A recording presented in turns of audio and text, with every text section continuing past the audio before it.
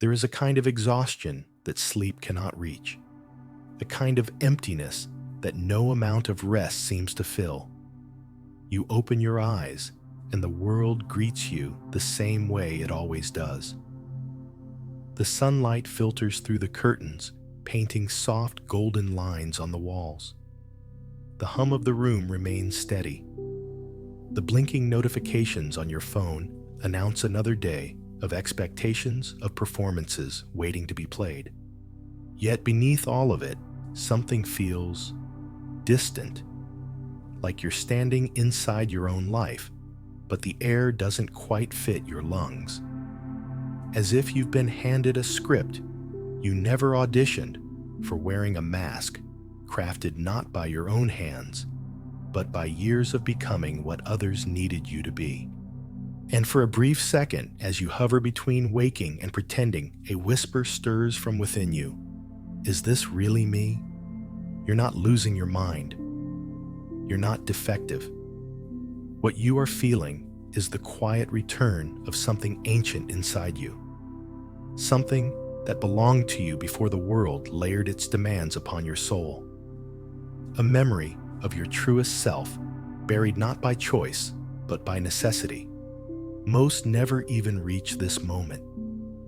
They live out their entire lives, wrapped in costumes they never chose. Passed down identities like garments sewn to fit society's comfort more than their own truth. Too tight here, too loose there, but always expected to be worn with a smile. You've been the reliable one, the strong one, the wise one, the peacemaker, the agreeable soul who always knew how to adjust the volume of your truth to avoid unsettling the room. You didn't ask for these titles. They were handed to you again and again until they settled like second skin. And somewhere along the way, in the soft corners of your being, a quiet ache was born, not loud enough to disrupt the day, but always there, whispering, reminding you that beneath the polished surface lives a version of you who never asked to be impressive, never asked to carry the weight of everyone's comfort, never agreed to this endless performance. There comes a moment, quiet, almost invisible, when you finally notice the weight you've been carrying. A weight that doesn't live in your muscles, but in your breath. In the pause before you answer. In the hesitation before you speak your truth. You didn't plan to lose yourself. You were just trying to survive. You learned early that being fully you wasn't always safe. So you adjusted, bit by bit, smile by smile. You shaped yourself into someone easier to love, easier to accept, easier to keep around. You became the one who always knew what to say, the one who made others comfortable, the one who never asked for too much, never took up too much space, never let their needs disrupt the peace. Not because you were those things, but because it felt safer than being misunderstood. And in doing so, you became masterful at reading the room. You learned how to shrink yourself just enough to fit whatever space you were in, to soften your truth so it wouldn't land too hard, to dim your excitement so you wouldn't appear too much.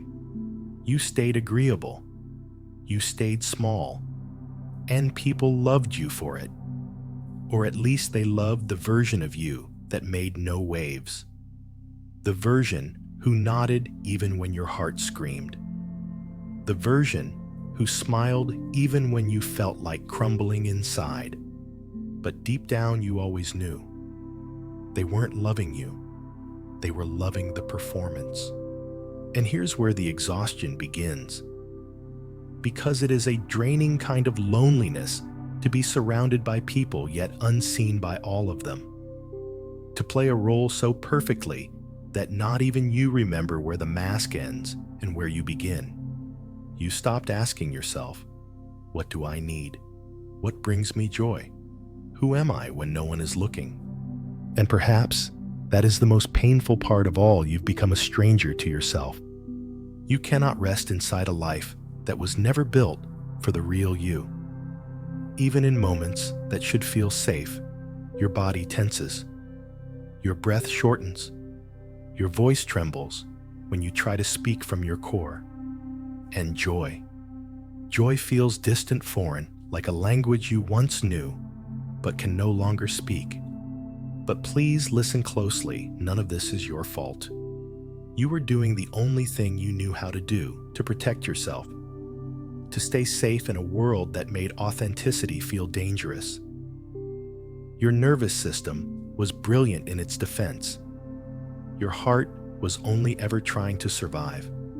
You weren't betraying yourself, you were preserving yourself.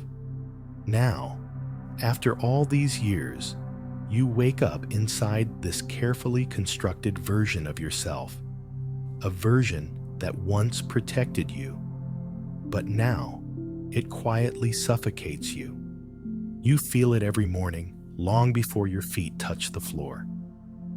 In that soft exhale before the alarm clock breaks the silence. In the subtle tightness across your chest when a message lights up your phone. In the moment, your smile lingers for just a second too long before it lands. Every day, you step into the same familiar costume. The one that knows how to carry conversations. The one that keeps everything together. The one that never asks for too much. But the question keeps knocking louder enough for whom? You aren't simply preparing for your day. You're preparing for the performance, the rehearsed dialogue, the softened words, the carefully measured tone. You practice your responses long before the conversations happen, ensuring they won't upset, won't startle, won't make anyone uncomfortable. And even when you get it all just right, even when no one is upset, even when everyone is smiling back, it doesn't feel like peace. It feels like survival. Because deep inside, you know, it wasn't the real you they accepted. It was the version you curated. The polished, agreeable, endlessly adaptable version. You have forgotten how it feels to be loved for simply existing. No effort, no performance, no script. Is it any wonder you're tired? Is it any wonder the world feels heavy? You've been carrying the burden of staying digestible to everyone else. But here's the question that changes everything. What if that weight isn't even yours? What if the pressure to be calm, kind, productive, composed? What if none of that was born from your soul, but was handed to you by fear, by survival, by generations of stories where safety was earned through silence? What if you no longer need to carry it? What if today, not tomorrow, not someday, you could begin laying it down? Not with grand gestures, not with anger, but gently, like slipping off a heavy coat you never chose to wear. There's a kind of stillness that arrives when the performance begins to fade. A strange quiet that at first feels like loss, like stepping off a stage where you've played the same role for so long, and suddenly the applause is gone. No script, no spotlight, just you and silence. At first, the emptiness feels unbearable. You're so used to filling the air with effort, with proving, with striving, with being enough. But look closer. That silence, it isn't emptiness. It's space, sacred space, the beginning of healing. In that space, something gentle begins to stir. Not the loud voice you've grown so used to, the one that pleads with you to keep performing, to stay safe, to hold it all together. No, this voice is different.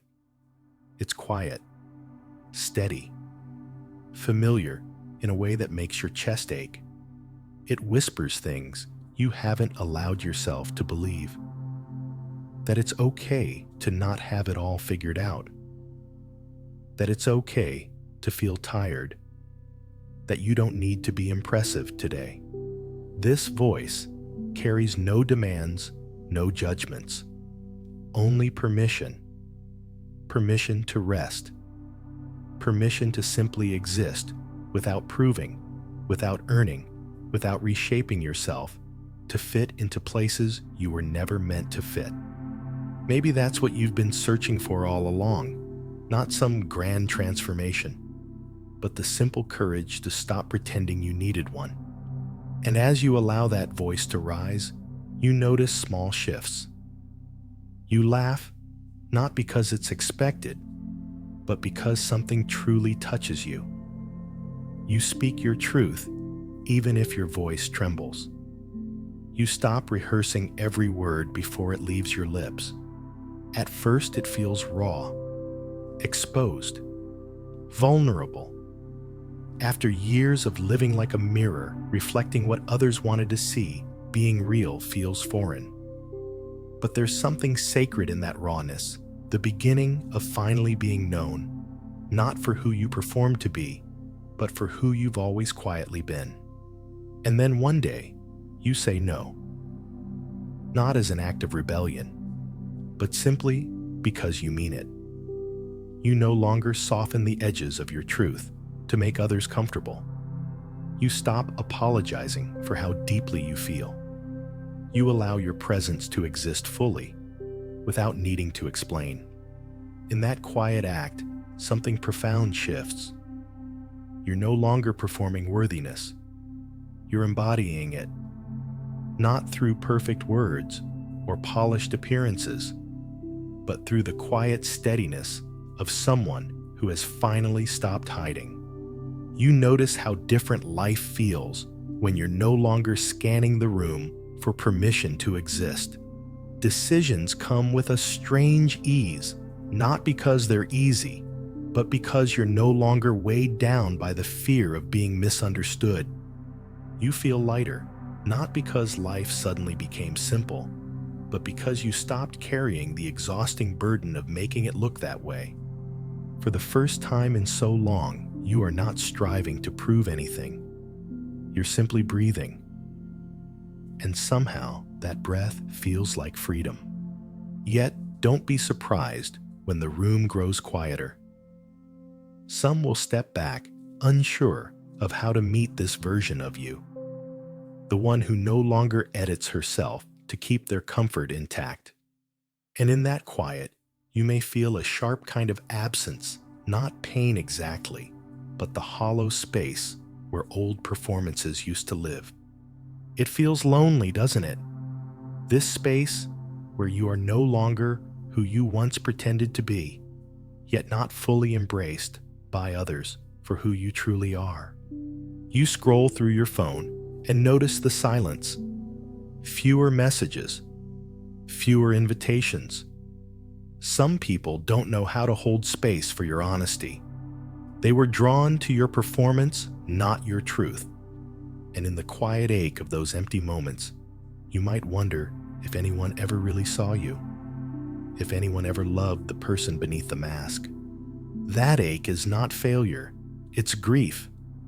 You are grieving the comfort of relationships built on your silence, grieving the safety you found in always being agreeable, even when it cost you pieces of yourself. But beneath that grief, something sacred is happening. For the first time, you are hearing your own voice clear and uninterrupted.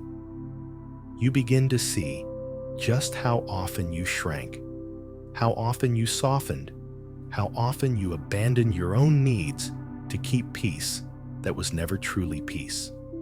And that realization, painful as it is, marks the beginning of your freedom. Because real peace, true lasting peace, never asks you to disappear. It welcomes you entirely. It holds your truth without flinching. It stays even when you are messy, even when you are raw. You see, you don't need to become someone new. You never did. This is not reinvention. This is reunion. a quiet homecoming to the self you were before the world asked you to hide. The version of you now rising, without the roles, without the polished lines, without the constant filtering, she isn't new. She is ancient. She is original. She is the you that existed long before fear wrote its rules across your skin. She doesn't need fixing. She doesn't require perfection. She needs space. She needs breath. She needs your permission to exist just as she is. For years, you performed worthiness. You wore busyness like armor. You carried the emotions of others while silencing your own. You chased some elusive version of better, as if it would finally make you enough. But what if you were never meant to be better? What if you were only meant to be real? Realness is imperfect. It forgets things. It feels deeply, sometimes inconveniently. It says too much or not enough. It cries when it shouldn't. It walks away from people-pleasing even when it costs comfort. That is not failure. That is alignment. That is living as someone who finally knows, I am already enough exactly as I am. And yes, some people will struggle to meet this version of you. They grew accustomed to the version who always agreed, who always smiled, who kept things light, who absorbed tension like a quiet cushion. Now, when you speak with clarity, when you set boundaries without apology, they don't know where to stand. Their discomfort is not your failure. It's not a sign that you're becoming too much. It's simply the space that honesty creates, a space where only what is real remains. Some will step back. Some connections will fade, and it will sting. You will feel the absence of what once was the comfort of being liked, even if you were never truly known.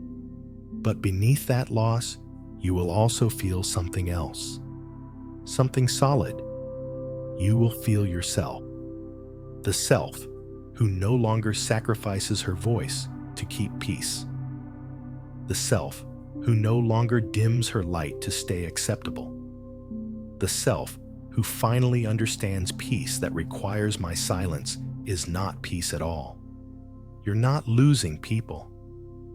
You're losing the need to abandon yourself for their comfort. And that is the beginning of something pure, a kind of love that does not flinch at your truth, that stays present with your full, unedited heart. You were never lost, never broken, never behind. You were buried beneath layers of survival, beneath the demands to be agreeable, spiritual perfect, beneath years of adapting to feel safe, of shrinking to keep peace. And still, even beneath all of that, you were growing, quietly, patiently, waiting for the day you might finally turn inward and listen. Your nervous system was never your enemy. It was brilliant. Your heart, so tender, so desperate to belong, was doing its very best. You wore the mask so convincingly, even you forgot it was a mask. But now, there's a subtle trembling inside you. Not an earthquake, a remembering. And yes, that remembering carries grief. The grief of time lost, of the self you might have been if no one ever asked you to hide, of all the small ways you abandon yourself to stay loved. But don't let that grief turn to bitterness. Let it soften you. Let it break the hard shell gently. Let it water the roots that have always lived beneath the surface. Because underneath the survival, there you are breathing, waiting whole. You don't need to earn your way back to worth. You don't need to fix yourself to deserve healing. You simply need to release the version of you built from fear, and hold space for the one who has always been quietly ready. The real you does not need to be impressive. She does not need to be productive. She does not need to carry everyone's weight while abandoning her own. She only needs to be allowed. Allowed to feel. Allowed to rest. Allowed to exist without permission. Let her rise. Let her take your hand and lead you home, not to the life you were taught to build, but to the one your soul was always longing to live. You don't have to finish healing before you begin living. You don't need to have all the answers to trust what is unfolding. You don't need to clean every scar to stand whole. Let it be true. Let it be true that you're tired. That some days feel like unraveling. That pretending weighs more than honesty ever did. Let it be true that you're afraid not because you're weak, but because you are brave enough to finally face what's real. Let it be true that you miss who you were before the world got loud. That some will not understand your becoming. That some will leave and some must. Let it be true that your softness is strength. That your emotions are not burdens. That your voice was never meant to stay quiet. And most of all, let it be true that you are enough, not someday, not when you're fully healed, but now. Raw, honest, unfiltered. Because maybe the deepest healing isn't about changing who you are. It's about remembering who you've always been and finally choosing to love her.